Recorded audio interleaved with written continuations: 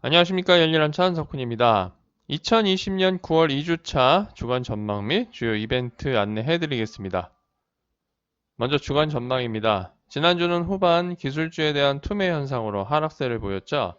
다우가 전주 대비 1.82% 하락했고 S&P 500은 2.31% 하락했으며 나스닥은 3.27% 하락 마감했습니다.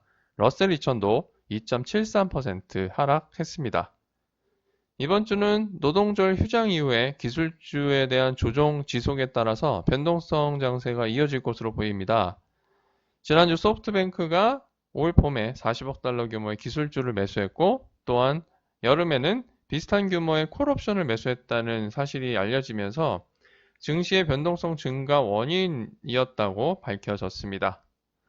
이에 따라 성장주에 대한 매도 자금이 또 가치주 매수로 이어질지 지켜봐야 하는 상황이 이어지고 있습니다.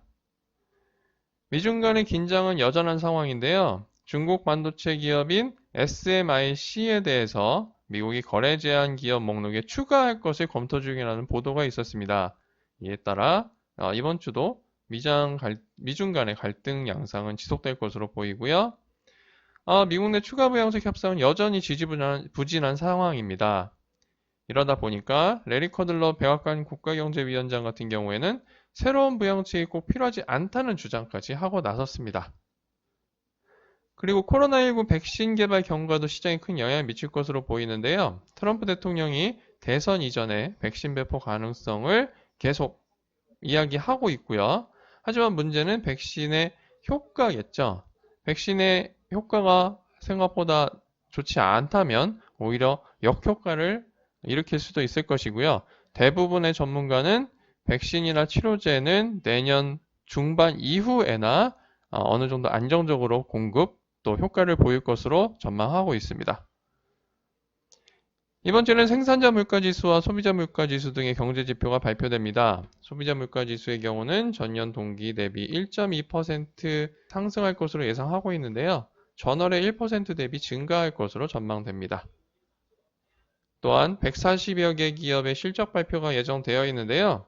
주요 기업으로는 룰루레몬 애슬레티카, 아메리칸 이글 아웃피터스, 펠로톤 인터랙티브 등이 있고요. 더불어서 IT 쪽에는 오라클과 슬랙 테크놀로지, 그리고 G스케일러 등이 실적을 발표할 예정입니다.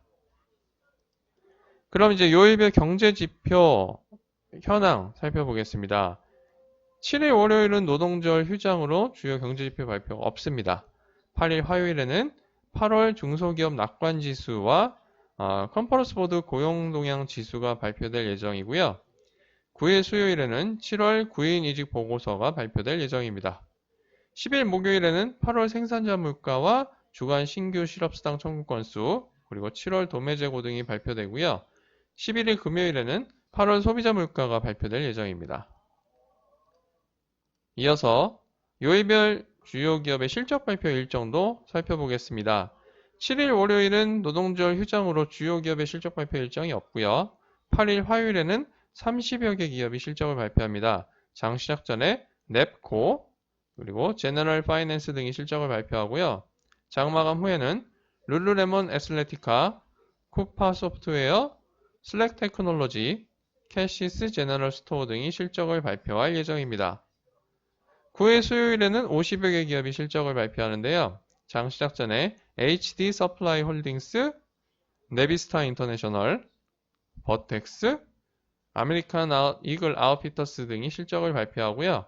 장 마감 후에는 G스케일러, 엔시노, RH, 그리고 빅커머스 홀딩스, 게임스탑 등이 실적을 발표할 예정입니다. 10일 목요일에는 40여 개 기업이 실적을 발표하는데요. 장 시작 전에는 바이오세러스 크롭 솔루션 등이 실적을 발표하고요. 장 마감 후에는 오라클, 추이, 펠로톤 인터랙티브 등이 실적을 발표할 예정입니다.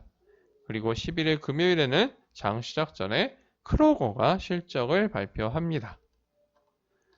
이상으로 2020년 9월 2주차 열일한차가 전해드리는 주간 전망과 주요 이벤트 안내해 드렸습니다.